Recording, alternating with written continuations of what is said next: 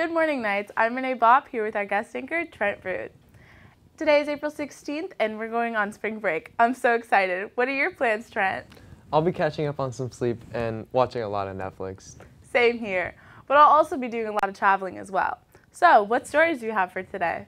Upcoming stories include what happened last Friday night on the baseball field, highlights from TV production Seattle trip, and a quick recap of Unity Week. Plus, we'll take a look at some of the top news stories happening around the world this week. Stay tuned, Knights. We're just getting started.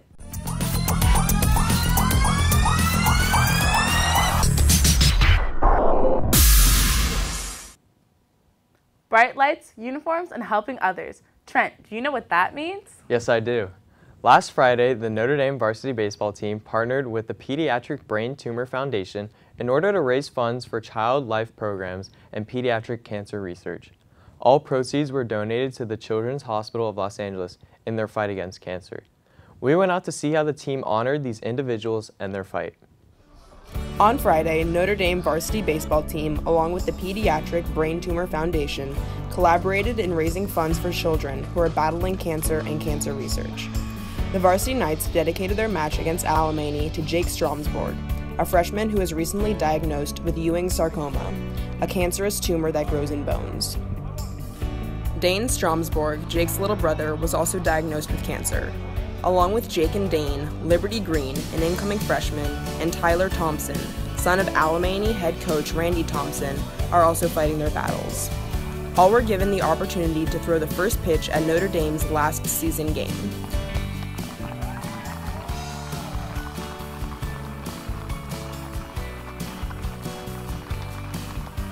Not only was this game dedicated to Jake, but also to every person who is currently battling this disease. Spectators and players alike were given the opportunity to write the names of their loved ones who have struggled against cancer. Varsity baseball players were given bands with the initials JS to show support to Jake and his family. The Stromsborg family has been a blessing to the Notre Dame community for the past 30 years, and we thank them for their commitment to our school. Through Versus Cancer program and the Notre Dame community, we have already raised over $21,000 within the past week. If you would like to donate to this amazing organization, please go to this link. We thank everyone who participated in this truly remarkable event.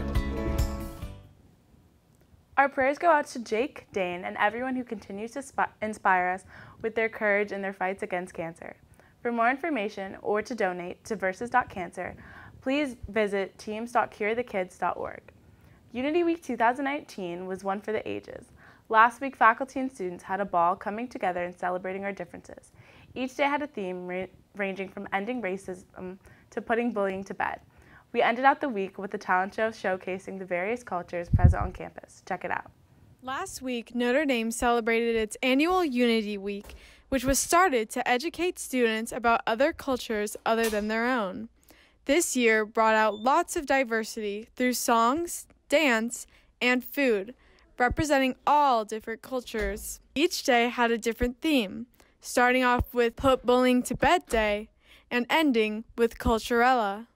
We interviewed two ASB members about what they put into Unity Week and why it's important. So yeah, in preparation for Unity Week, we kind of spent each day trying to focus on a different activity. We reached out to a lot of different clubs, trying to emphasize the diversity within the Notre Dame campus, but also to promote more unity. Unity Week is important because I think our school needs to have more inclusion so more people feel more welcomed and feel like they have a place where they belong. And I think Unity Week definitely encompasses all cultures and backgrounds of people to make them feel part of a bigger family. Culturella is one of the most anticipated Notre Dame events of the year, where student organizations or individuals perform tributes in honor of their own or others' culture. Starting off with Nyla singing Killing Me Softly by Lauryn Hill to represent African American culture, and ending with the talented Maddie Ackley singing Pardonne-moi ce caprice d'enfant by Mireille Mathieu to represent French culture. Other performances include Salsa Club, Filipino Club, BSU, choir, and many more. This year's Unity Week was a great success, bringing knowledge and entertainment to the students of ND. This is Allie Wilson signing out for NDTV. Thanks ASB for putting together an amazing week with lots of activities. With the college scandal growing every day and finally having photos of the black hole taken, we have a special NDTV news recap to catch you up on some of the news stories happening on campus. Hello Knights, and welcome back to another World News Recap. In this recap, we will be covering Lori Loughlin and the black hole.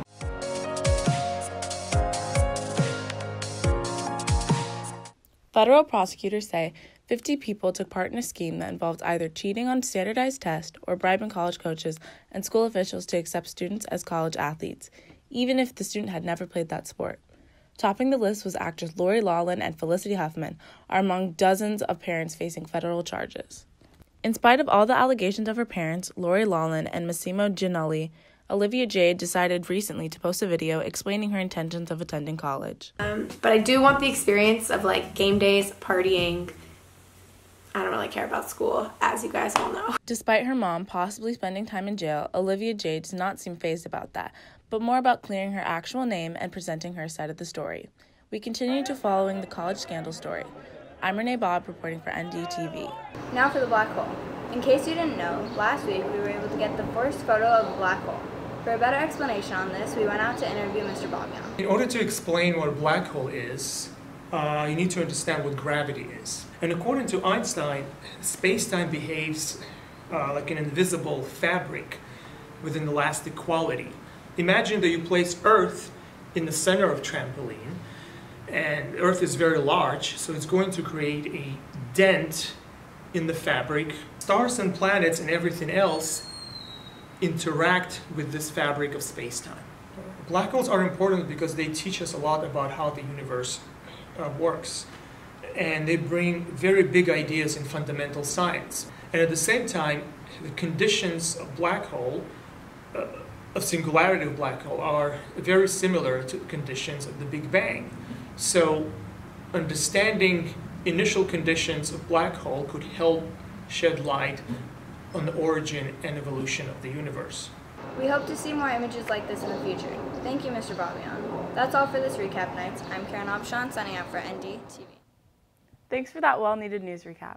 A couple of weeks ago, TV students got a chance to attend the Student Television Network convention in Seattle, Washington.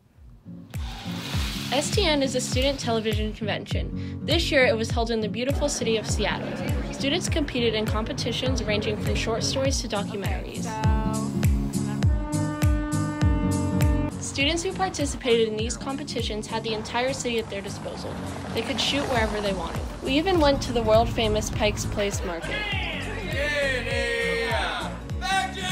We interviewed Elaine Farron, and she told us about her STN experience. STN was really cool. We've never done like more contests at STN, I think. And I mean, for my group doing movie trailer, we had so much fun. There were days that students didn't partake in competitions, and they got the chance to go to lectures about their desired topics. STN was a great experience, and all competition entries were great. This has been Sammy Smith signing out for NDTV. I had a blast at STN and met some great people from schools all around the country. How was STN for you, Renee? I had a great time and can't wait for STN 2020. If you're interested in coming with us next year, visit Ms. Harkins in room 51. That's our show for today. Make sure that you join us after break when we bring you a spotlight on what really happens in the yearbook journalism class. And of course, we have our upcoming comedy show. I'm Renee Bob with Trent Rude. Have a wonderful spring break, and we'll see you when we get back.